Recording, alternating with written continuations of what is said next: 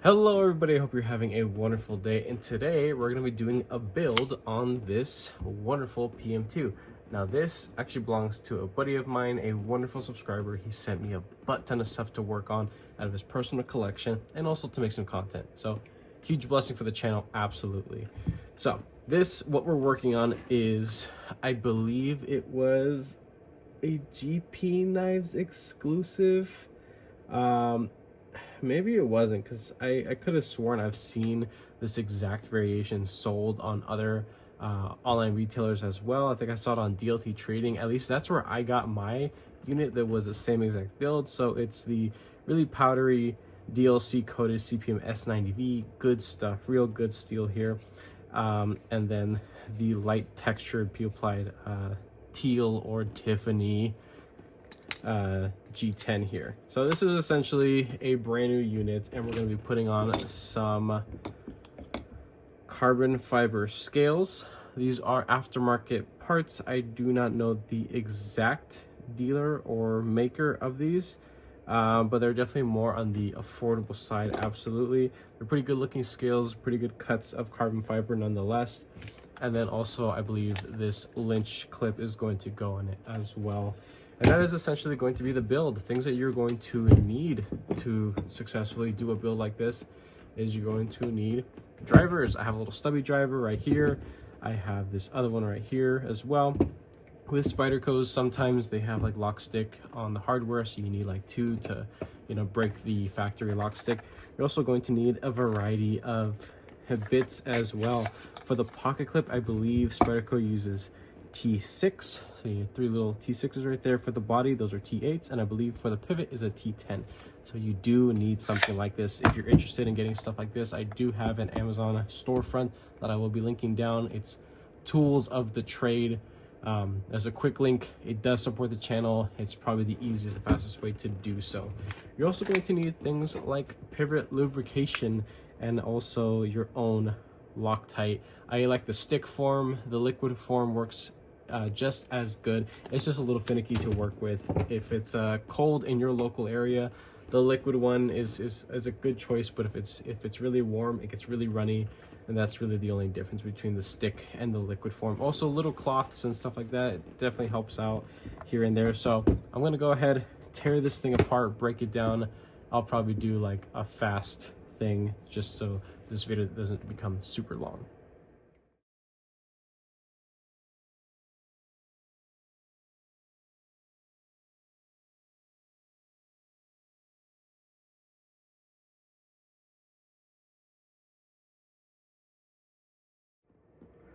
Okay, so now that everything is finally apart, I did have to fiddle around with with the freaking lanyard tube, because the lip is actually flared out, because this is going to be a point of tension on the butt end of the knife. That's just kind of how it's designed. I think it's a good design. There's nothing really wrong with it, but it is kind of a stubborn piece to get out. You just wiggle things back and forth, and eventually it just pops off. You need a little bit of brute force, but didn't have to use any tools to mar it up or anything like that, or smash it or nothing like that. So good there for sure.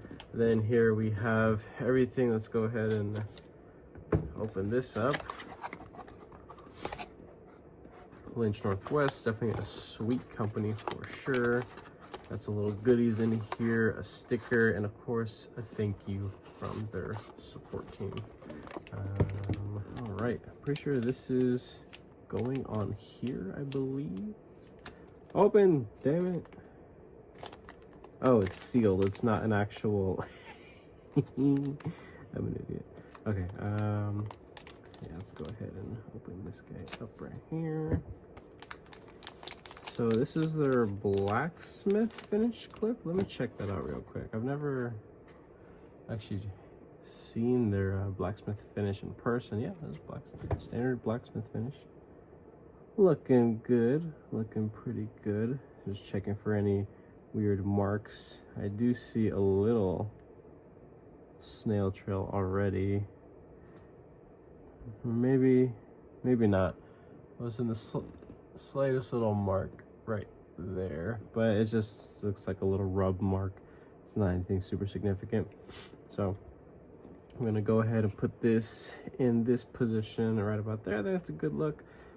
Definitely makes this thing a deep carry, an actual deep carry, and the tension should be a little bit better right inside the pocket and all that. Just plenty of good stuff.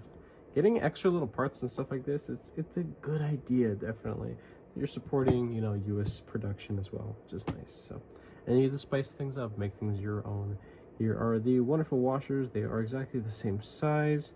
What we can do with these guys is just take them to a little cloth and knock off any sort of, you know, whatever could be possibly on there, just to make sure we're working with nice clean surfaces. So we'll set those off to the side. If this knife was like already heavily used and had like crust and gunk built up, you know, I would take them to a strop and just, you know, rub it up on there, and that definitely helps to buff things out. But this is essentially a new unit. At this point, we can start reassembling things, and I hope, I pray that this thing actually goes together smoothly. It's a Spyderco, so it should go together nice and smoothly, but it's the aftermarket parts that can always make things a little bit finicky. What's nice about these aftermarket scales is that you do remove a lot of the four-way carry and stuff like that that's integrated into many Spyderco designs, and now it is just going to be a right-handed tip up carry, tip up when obviously the knife is folded. So let's go ahead and just start slapping things back together. We'll leave that part for later. So let's get some of these screws in here.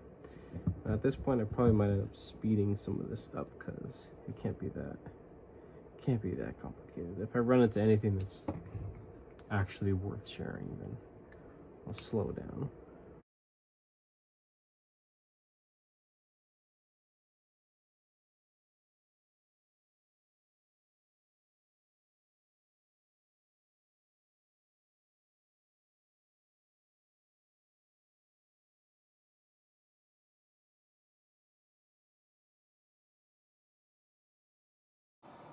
Alrighty, so I noticed something that I messed up on. So I switched the stop pin and the back spacer. That was the issue that I had completely on me.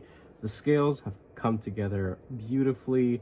One little thing that I think is kind of interesting is if you take a look at what would be like the right side of the right scale, there's this big exaggerated cutout. On these, not so much. So but there is a space that's cut out that you can still go and kind of get in there. It's still comfortable. I personally wouldn't mind it so much, but definitely look out for the overall profile and silhouette of scales that you guys are purchasing, because you might not end up, you know, getting exactly what you thought you were going to, and maybe you missed something. Things happen, I know, and the excitement when you find something that's a pretty sweet price, you just go and throw it in the cart and purchase it, and then by the time it shows up, it's, you know, it's already there. So let's go ahead and mount this clip. It's gonna be a pretty sick full blackout build. Let's go ahead and get these dinky ass little T6s back. These are non-magnetic, which can be a little frustrating sometimes. A little frustrating. See if we can get the middle one. This knife has not been tuned yet, so it's gonna be a little it's gonna be fun. I'm not gonna do a speed up of the tuning because I think it's really important to show people what tuning a knife really is and what it actually takes, because, you know, it could be a little frustrating sometimes, and you know, definitely don't give up on that, because you could rob yourself of a pretty good knife. I had this same knife, as I mentioned earlier. I put it was a completely different build, of course, but you know, I wanted to give up on it multiple times and realized that I just needed to give it time to break in. Obviously, a lot of Spydercos run on washers as well, so that's another thing too. The smoothness of the pivot. Also, this is a coated, so it has the coated liners, and the blade is coated as well. And sometimes coated uncoated kind of creates some stick issues. It happens quite often.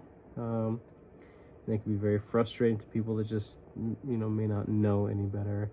All right, I don't want to tighten that down too much. You could definitely tell that the length of the screws, these didn't come with, yeah, no, this clip didn't come with any special screws, so you're kind of just working with what you got. They're barely catching. I could definitely feel them. I mean, they're on, they're definitely on, but they almost feel like they're free spinning a little bit. I don't think this clip is going to come flying off though. No, it is just free spinning. That's no good. The threads are still healthy. I don't see anything wrong with them. It's just these screws, they're barely catching.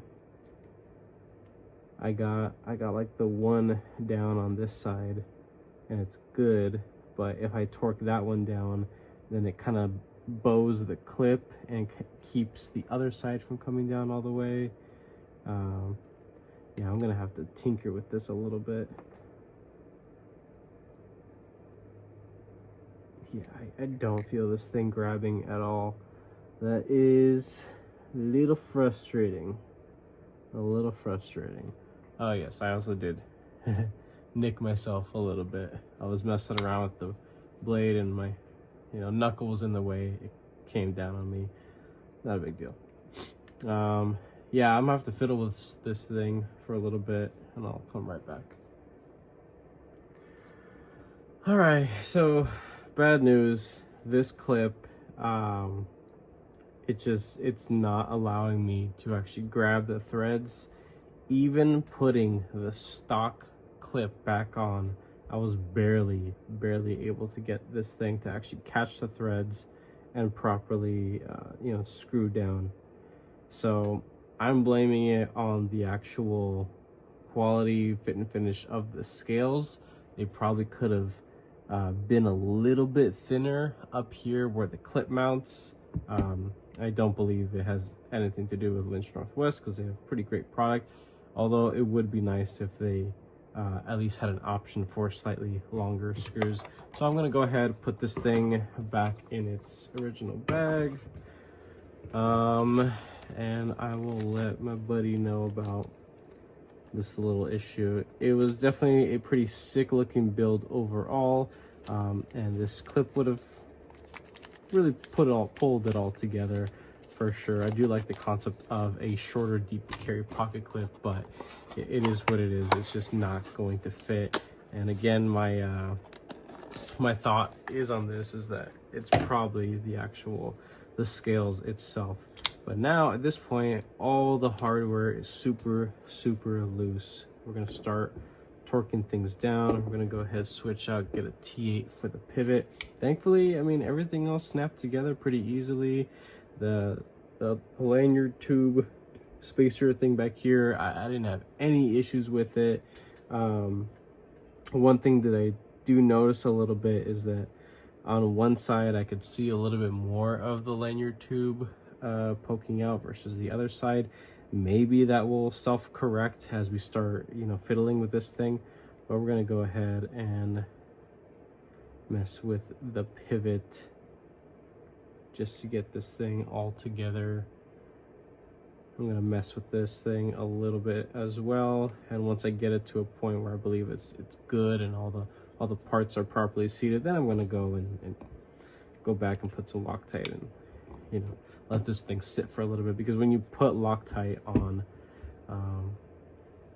I don't know, if you want to leave it alone for a little bit, like just give it like a day at least. I know you want to go and, like, you know, use your brand new build and whatnot, but it's never a good idea to just go and start you know, using it right away. All right, everything's coming together pretty nicely. Not feeling anything weird.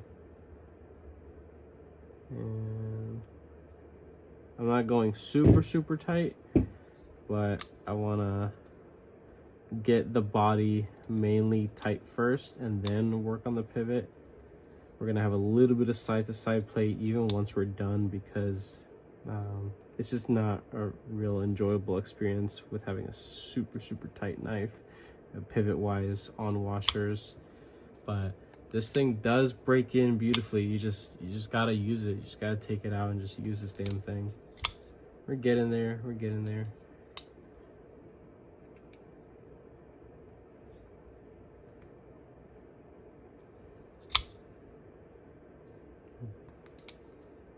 Yeah, that's a freaking T8 that I'm using. Thankfully, the pivot is captured on one side. That's nice. Definitely appreciate that. Oh yeah.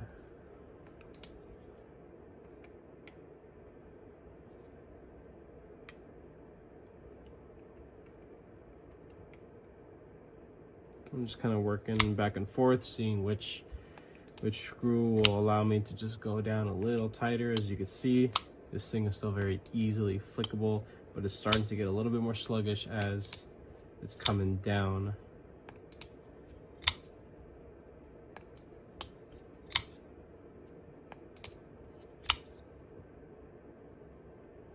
I think we eliminated majority of the side to side.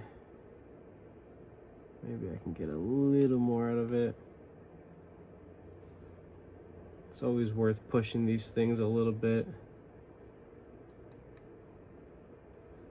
You could always back out afterwards.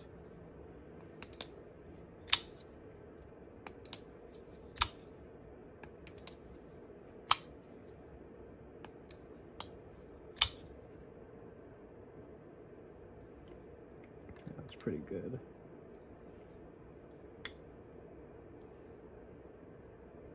Oh yeah, oh yeah. Check that out.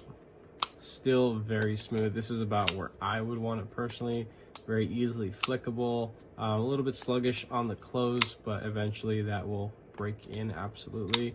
One thing that I'm noticing is that because of how it is designed back here, it looks rather wide and spacious, but you're having to like jam your index finger there, and you can see that it's kind of, you know, red and a little bit irritated, having to, you know, get your finger in there. You know, if you're just sitting on the couch playing with this, this isn't going to be the most comfortable knife, absolutely not, but it is still a good looking build, absolutely, and going to be an incredible user, especially having that beautiful blade shape, very performance oriented, with incredible heat treatment on that S90v as well. But I gotta keep playing with this thing to get all the play possible out of this. I'm even gonna go back here, back to the stop pin, and crank that down as well. You guys, if you've messed with Spydercos before, you know that this is definitely a part that controls a lot of the action overall. How about that? Oh yeah. We're getting there, we're getting there. It's feeling better and better. Zero up and down. I love that. That's beautiful. Still a little bit side to side. I can work some of that out. I feel like I can.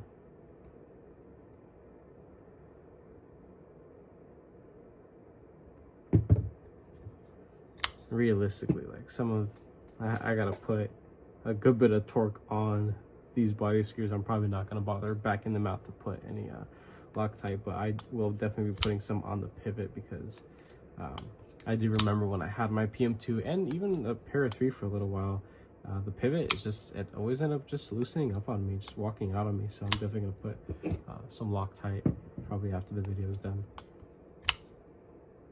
But it's getting there. Yeah, that's good. That's real good.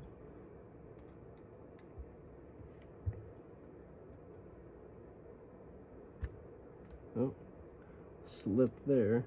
Thankfully I didn't scratch anything.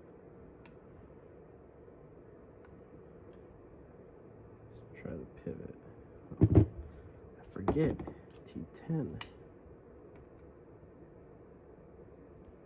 As you play with it, as you flick it, you surprisingly find yourself having just a little bit extra. Just I'm talking about like a 20th of a turn, if that's even a thing. You just get this little bit of motion out of it. As things start to set in place, you flick this thing pretty hard.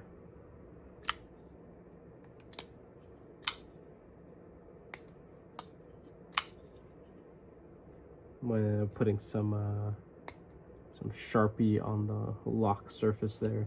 But yeah, I mean, this thing feels exactly how my PM2, my DLC coded PM2 was. It was, I mean, it was just a bitch when it came to the lock stick, but eventually it did work itself out, and it did become one of my most favorite knives to use. It was just, you had to use it, you know, you had to play with it.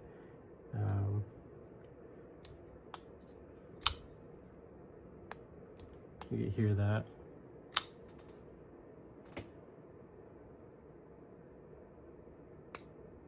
Yeah. So that's the surface right there that is contacting. I'm just gonna go and put some Sharpie in there, but that is pretty much it. Hopefully this was kind of informative to some of you guys out there. At least you guys can see how I do scale swaps. I'm not professional, absolutely not, but I do have a good time while doing it anyway. Didn't exactly know 100% what I was walking into. If I did, it would be smoother of a transition, absolutely. This edge is absolutely the factory edge, has not really been used by any means. Oh, man.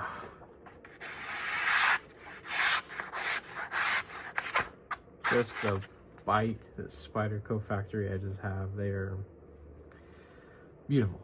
Beautiful edges, absolutely. That one didn't have any stick. That was interesting. That was actually very comfortable. Oh, there it goes again. But yeah, so I got the tightness, little to no side to side, up and down, nothing there, absolutely. Perfect centering, which I'm a little proud of, because it can be a little difficult sometimes, especially with aftermarket scales. Yeah. But hopefully this was helpful to someone out there potentially.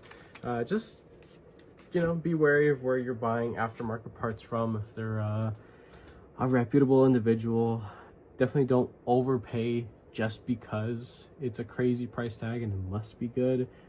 It is fun and exciting to go venture out, to try new makers and stuff like that. There are plenty of people that do aftermarket parts.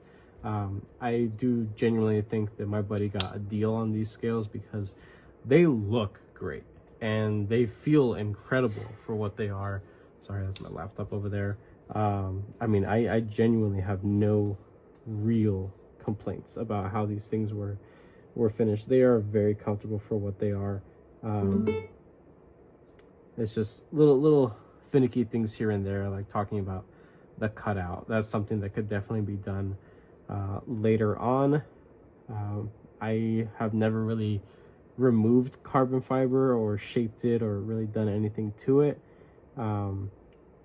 So I I don't know, I wanna try, but it's not my knife and not my call to make, absolutely not. And I don't want to ruin somebody else's knife. So I'm gonna go ahead and let my buddy know how this thing came out, tell him about the whole ordeal with the clip and how I believe it really is just the scale. But the stock pocket clip, it works fine. It's functionality first, and that's what Spyderco is about anyway. So that is it. If you guys like this video, go ahead and leave a like down below.